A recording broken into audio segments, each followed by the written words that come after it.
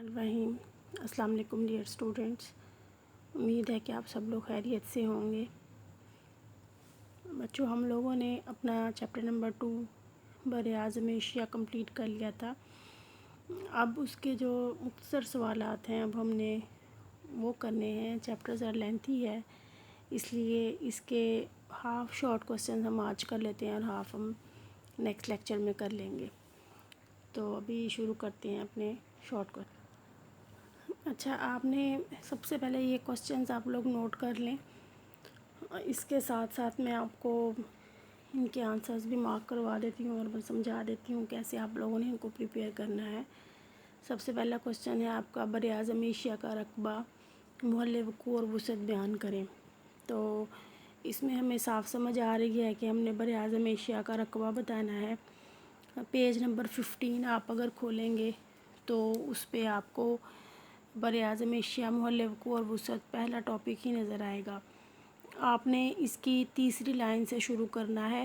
Asia ایک مضبوط چوکور شکل کا، اس کی تیسری لائن سے آپ نے شروع کرنا ہے کہ ایشیا ایک مضبوط چوکور شکل کا براعظم ہے جو رقبے اور آبادی کے لحاظ سے تمام براعظموں سے بڑا ہے۔ یہ خط استوا سے بحیرہ منجمد شمالی اور بحیرہ روم سے بحر الکاہل تک پھیلا ہوا ہے۔ شمال میں اس کا انتہائی دایاں کنارہ چلیسکوسن ہے اور قطب شمالی سے تقریباً 12 درجہ جنوب میں ہے، اور انتہائی جنوبی سرا خط استوا سے صرف 1 درجہ دور ہے۔ براعظم ایشیا کا شمالاً جنوباً فاصلہ 8000 کلومیٹر ہے اور شرقاً غرباً اس کا فاصلہ 16000 کلومیٹر ہے۔ یعنی اس میں اب آپ نے اس کا محل وقوع بھی بتا دیا ہے اور اس کی وسعت بھی بتا دی ہے۔ اب تیسرا پوائنٹ رہ گیا ہے رقبہ۔ براعظم ایشیا کا کل رقبہ ہے 46.62 ملین مربع کلومیٹر۔ یہ کرہ زمین کے خشکی کے رقبے کا تقریباً تیسرا حصہ بنتا ہے۔ یعنی خشکی کے حصے کو اگر ہم گنیں گے تو تیسرا حصہ براعظم ایشیا نے کور کیا ہوا ہے اور اس کے اوپر 60% لوگ آباد ہیں۔ تو یہ تینوں چیزیں آپ نے اپنے سوال نمبر 1 میں لکھنی ہیں۔ اب اس میں سے ہو سکتا ہے کہ آپ کو ایک کوسچن پوچھا جائے یا 2 یا محل وقوع رقبہ پوچھا جائے یا محل وقوع اور وسعت پوچھی جائے، لیکن آپ نے یہ سارا اس کو اچھی طرح سے پریپیئر کرنا ہے۔ اس کے بعد آپ کا ہے کوسچن نمبر 2، براعظم ایشیا کی 4 خصوصیات بیان کریں۔ اب بچوں، اس کوسچن میں بھی خصوصیات آپ کو میں نے الگ سے لیکچر میں پوائنٹ آؤٹ کروائی تھیں۔ اس کے علاوہ محل وقوع کے اندر بھی آپ خصوصیات لکھ سکتے ہیں کہ یہ سب سے بڑا براعظم ہے، یہ اس کی آبادی سب سے زیادہ ہے، یہ اس کی خصوصیات ہی ہیں۔ تو اس کے جو خصوصیات کا پوائنٹ ہے اس کے اندر بھی ہم نے 4-5 میرا خیال ہے پوائنٹ بنائے تھے، تو اس میں سے بھی آپ لوگ اس کے پوائنٹ جو ہیں وہ لکھ سکتے ہیں۔ تو محل وقوع اور وسعت کے پوائنٹ بھی آپ اس میں ایڈ کر سکتے ہیں اور خصوصیات کے جو الگ سے پوائنٹ ہیں آپ وہ بھی اس میں بتا سکتے ہیں۔ اس کے بعد کوسچن نمبر 3 ہے، ایشیا کے ایسے دریاؤں کا نام لکھیں جو بڑے سمندروں میں نہیں گرتے۔ یعنی اندرونی سمندروں میں جو گرتے ہیں ان کے ہم نے نام بتانے ہیں۔ یہ سمندر یعنی کہ بڑے سمندر ہمیں پتہ ہے 5 ہیں، تو ان کے ساتھ براعظم ایشیا کے اندرونی حصے جو ہیں وہ آپ کو پتہ ہے اتنا بڑا براعظم ہے، تو اتنے بڑے براعظم کے اندرونی حصے بڑے سمندروں سے نہیں ملتے۔ تو اس میں ہم نے دیکھنا ہے کہ وہ کون سے دریا ہیں جو اندرونی خطوں میں بہتے ہیں۔ تو یہ آپ کا پیج نمبر 17 پہ جو سیکنڈ پیراگراف ہے طبعی خطے کے اوپر، اس میں آپ کا لکھا ہوا ہے یہ ایشیا کے بعض اندرونی خطے ایسے ہیں جہاں دریاؤں کا پانی سمندر تک نہیں پہنچتا۔ آپ نے یہ سارا نہیں لکھنا، آپ نے صرف دریاؤں کے نام لکھنے ہیں اور وہ کہاں گرتے ہیں یہ لکھنا ہے۔ اس نوعیت کے 5 دریا قابل ذکر ہیں، دریائے وولگا اور دریائے یورال بحیرہ کیسپیئن میں، یعنی یہ 2 دریا ہو گئے۔ آمو دریا اور سر دریا بحیرہ ارال میں، آمو اور سر 3 اور 4 ہو گئے، اور ایلی جو ہے وہ جھیل بالخش میں گرتے ہیں۔ اور براعظم کا اندرونی حصہ سمندر سے تقریباً 3000 کلومیٹر کے فاصلے پر ہے۔ یعنی اتنا زیادہ ڈسٹینس ہونے کی وجہ سے جو دریا ہیں وہ اندرونی جھیلوں میں ہی پانی گرا دیتے ہیں۔ بحیرہ کیسپین اس کو بحیرہ اس لیے کہا جاتا ہے کہ یہ بہت بڑی جھیل ہے، تو اس میں پانی بھی ہر طرف سے آتا رہتا ہے، اس وجہ سے اسے سمندر کہا جاتا ہے، لیکن بیسیکلی یہ بڑے سمندروں سے نہیں ملتا، یہ جھیل کی طرح کا سمندر ہے۔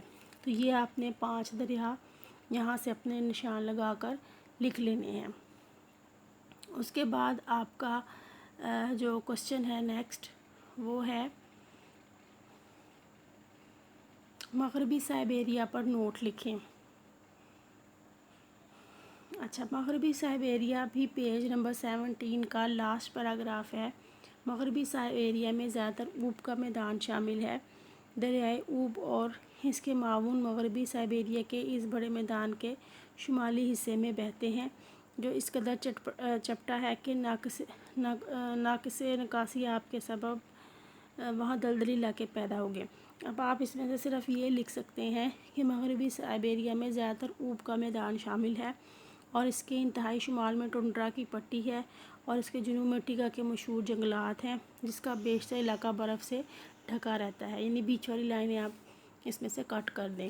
اس کے بعد نیکسٹ پیج پہ آپ پیج نمبر 18 کے بالکل اوپر آپ دیکھیں، مغربی سائبیریا میں 56 درجے ارض بلد کے قریب جنوب میں اسٹیپ کا علاقہ شروع ہو جاتا ہے۔ بارش کی کمی کی وجہ سے اس میں خشک کاشت کی عمل میں لائی جاتی ہے۔ یہ لائن بھی آپ بے شک نہ لکھیں، آپ صرف اتنا لکھیں مغربی سائبیریا میں زیادہ تر اوب کا میدان شامل ہے، اس کے انتہائی شمال میں ٹنڈرا کی پٹی ہے اور اس کے جنوب میں ٹیگا کے مشہور جنگلات ہیں، جس کا بیشتر علاقہ برف سے ڈھکا رہتا ہے۔ اس کے بعد اس کا لاسٹ پیراگراف ہے، مغربی سائبیریا کا جنوب مغربی حصہ التائی پہاڑوں کے حاشیائی علاقے پر مشتمل ہے اور اس کوہستانی علاقے کی خاص شہرت اس کی معدنی دولت ہے، اور یہاں پر حال ہی میں کئی بڑے شہر وجود میں آ گئے ہیں۔ یہ آپ نے 5 لائنیں جو ہیں اس کی وہ چھوٹی چھوٹی سی وہ کمپلیٹ کر لینی ہیں۔ اس کے بعد آپ کا نیکسٹ کوشچن ہے سطح مرتفع پامیر پر نوٹ لکھیں۔ سطح مرتفع پامیر پر جو ہے ہم نے پڑھا تھا کہ وسطی ملفوفہ پہاڑی سلسلے، تو اس میں ہم نے بیس ہی پامیر نوٹ کو بنایا تھا۔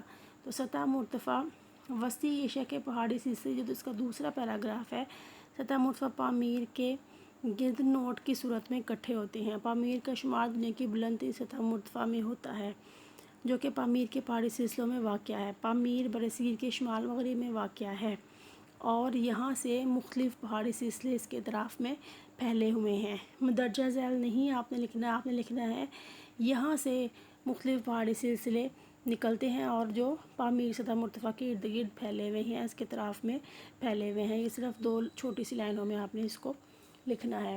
اس کے بعد آپ کا سوال آتا ہے کوہ ہمالیہ کا سلسلہ کیوں اہم ہے؟ کوہ ہمالیہ کا سلسلہ اس لیے اہم ہے کہ یہ دنیا کے بلند ترین پہاڑ ہیں۔ یہ سطح مرتفع پامیر سے اگلا پیراگراف سطح مرتفع پامیر سے مشرق کی طرف انتہائی جنوبی سلسلہ کوہ ہمالیہ ہے، جو دنیا میں سب سے بلند ہے۔ یہ ایک مسلسل دیوار کی طرح برصغیر پاک و ہند کے شمال میں 3200 کلومیٹر کی لمبائی میں ایک کمان کی شکل میں پھیلا ہوا ہے اور وسطی ایشیا کو مکمل طور پر برصغیر ہند سے جدا کرتا ہے۔ ہمالیہ کے شمال میں کوہ قراقرم ہے، جو سطح مرتفع سے پامیر سے مشرقی رخ اختیار کرتا ہے۔ یہاں تک آپ نے اس کو کر لینا، یعنی کہ یہ اس کی اہمیت بتائی جا رہی ہے، یہ کیوں اہم ہے۔ یہ سب سے بلند پہاڑ ہے، دوسرا یہ بہت لمبا ایک پہاڑی سلسلہ ہے جو برصغیر پاک و ہند کو وسطی ایشیا سے الگ کرتا ہے، اور ہمالیہ کے شمال میں ایک اور بہت بلند پہاڑی سلسلہ ہے جو قراقرم کا پہاڑی سلسلہ ہے۔ تو اس لیے جو کوہ ہمالیہ ہے وہ بہت زیادہ اہم ہے۔ اس کے بعد آپ کا اگلا سوال ہے سطح مرتفع پامیر کے 2 مغربی پہاڑی سلسلوں کو بیان کریں۔ یعنی سطح مرتفع پامیر کے مشرقی پہاڑی سلسلے ہم نے پڑھے ہیں، تو مغربی پہاڑی سلسلے ہم نے بتانے ہیں۔ سطح مرتفع پامیر سے مغرب کی طرف جانے والے 2 پہاڑی سلسلے ہیں۔ ایک شمالی سلسلہ کوہ ہندوکش ہے جو مغرب کی طرف ایران کی شمالی سرحد کے ساتھ ساتھ جاتا ہے، اسے کوہ البرز کہتے ہیں۔ دوسرا سلسلہ جنوب کی طرف پھیلا ہوا ہے جو کوہ سلیمان ہے۔ یہاں تک آپ اس کو کر لیں، اور یہی سلسلہ کے کوہ کیتھر بن جاتا ہے۔ یہ بھی ایک لائن اگر آپ اس میں لکھ لیں تو زیادہ بہتر ہے۔ اس کے بعد آپ کا اگلا سوال ہے सतह मुर्तफ़ा तिब्बत पर नोट लिखें। तो सतह मुर्तफ़ा तिब्बत आपको पता है कि एक हाईलाइटेड सा पेज नंबर 21 पे दिया हुआ है, पेज नंबर 21 पे। सतह मुर्तफ़ा तिब्बत कोहे हिमालय की उन के दरमियान दुनिया की बुलंद तरीन सतह मुर्तफ़ा है। इसे दुनिया की छत कहते हैं। इसका मशरक़ी हिस्सा समंदर से 3660 मीटर बुलंद है और मगरिब की तरफ सतह मुर्तफ़ा के वसी हिस्से बंजर और गैर आबाद हैं जो 4880 मीटर की बुलंदी तक पहुँचते हैं। चारों तरफ से सतह मुर्तफ़ा बर्फ़ पोश और ग्लेशियर से ढके पहाड़ों से घिरी है जो 6100 मीटर से ज़्यादा बुलंद है। नबातात और आबादी ज़्यादा सतह मुर्तफ़ा के ऐसे इलाकों तक महदूद है जो ज़्यादा ऊंचे नहीं हैं। जनूब में आबादी का बड़ा मरकज़ दरिया ब्रह्मपुत्र की वादी है। यहाँ तक आपने इसको करना है। इसके बाद आपका नेक्स्ट क्वेश्चन है वादी सिंध पर नोट लिखें और अगला है वादी गंगा पर नोट लिखें। तो दरियाई वादियाँ आपका अगला टॉपिक है, पेज नंबर 21 से ही शुरू होता है। पेज नंबर 22 पे हम आ जाएँ तो वादी सिंध हमें सबसे पहले मिलती है। बरे सगीर का मगरबी हिस्सा वादी सिंध पर मुश्तमिल है। शुमाल में कोहिस्तान नमक और कोह शुआलक और बहर हिंद के दरमियान वाक़या है। दरियाए सिंध के मैदान का बेशतर हिस्सा नरम और ज़रख़ेज़ मिट्टी की तह से ढका है और यहाँ तक आपने लिखना है। उसके बाद आपने लिखना है दरियाए सिंध के माऊन दरिया कोहे हिमालय, ये सारा आपने नहीं लिखना। आपने यहाँ ज़रख़ेज़ मिट्टी तक ढका हुआ है। इस मैदान के, इसकी जो थर्ड लास्ट लाइन है, इस मैदान के दो वाज़िया हिस्से हैं। शुमाल में पंजाब जिसमें इसका 2/3 रकबा शामिल है और जनूब में सिंध, यहाँ तक आपने लिखना है। इसके बाद पंजाब के दरियाओं यानी कि शुमाल में पंजाब यहाँ से लेके एंड तक आपने इसको करना है, बीच वाली लाइनें आपने काट देनी है। उसके बाद आपका अगला लास्ट क्वेश्चन है, लास्ट तो नहीं, आपका नेक्स्ट क्वेश्चन है इस लेक्चर का लास्ट क्वेश्चन है वादी गंगा पर नोट लिखें। वादी गंगा शुरू से आपने लिखना है दरियाए गंगा बर्फ़पोश हिमालय से निकलकर भारत के नशेबी मैदान में तकरीबन 2400 किलोमीटर की लंबाई में बहता हुआ खलीज बंगाल में गिरता है। ये मैदान नरम और ज़रख़ेज़ मिट्टी की बहुत मोटी तह से ढका हुआ है। तो इसमें अगली लाइन पे आ जाएं आप। इसमें आपने जिसमें नहीं लिखना, इसमें उत्तर प्रदेश का बेशतर इलाका और सूबा बहार का शुमाली हिस्सा शामिल है। ये मुल्क का सबसे गुंजानबाद हिस्सा है। सारी सतह तकरीबन हमवार है और इसकी बुलंदी 300 मीटर से कम है। इस इलाके के बड़े बड़े शहर पटना, बनारस, इलाहाबाद, कानपुर, आगरा, लखनऊ और दिल्ली हैं। ये सारे आपने इसके अंदर लिख देने हैं। तो अब आपने बच्चों इन क्वेश्चंस को नोट करके बुक के ऊपर मार्क करके इनको रिपीट करना है और इनको याद करना है। ये शॉर्ट क्वेश्चन आपने अब अच्छी तरह से नेक्स्ट वीक तक प्रिपेयर करने हैं। तो तब तक आप लोग अपना ख्याल रखिएगा। अल्लाह हाफिज़।